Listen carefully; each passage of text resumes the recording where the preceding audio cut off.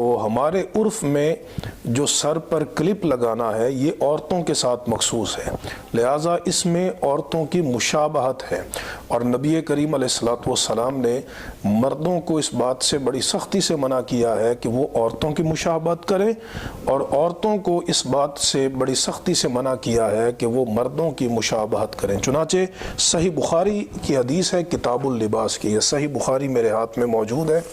اس کی کتاب اللباس ہے، اور اس میں حدیث نمبر 5885 ہے۔ حضرت عبداللہ بن عباس رضی اللہ تعالیٰ عنہ بیان کرتے ہیں کہ لعن رسول اللہ صلی اللہ تعالیٰ علیہ وسلم المتشبہین من الرجال بالنساء،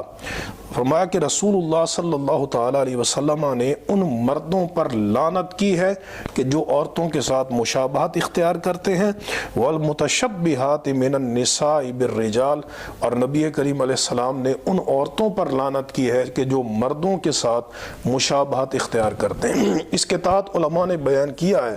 جو لباس عورتوں کے ساتھ مخصوص ہے وہ مرد نہیں پہن سکتے، جو مردوں کے ساتھ مخصوص ہے وہ عورتیں نہیں پہن سکتی۔ اسی طرح جو زینت عورتوں کے ساتھ مخصوص ہے وہ مرد نہیں پہن سکتے۔ تو ظاہر ہے کہ کلپ لگانا یا کوئی اس طرح کی چوٹیاں باندھنا یہ عورتوں کے ساتھ مخصوص ہے، تو مردوں کو اس عمل کی اجازت نہیں ہے، یہ کبیرہ گناہ بن جائے گا، چونکہ کبیرہ گناہ کی ڈیفینیشن یہ ہے کہ جس کام پہ اللہ کے رسول لعنت کر دیں وہ کبیرہ گناہ ہے، تو اس کام پر نبی کریم علیہ السلام نے لعنت کی ہے۔ اللہ تبارک و تعالی ہم سب کو شریعت پہ عمل کرنے کی توفیق عطا فرمائے۔ وآخر دعوانا ان الحمد للہ۔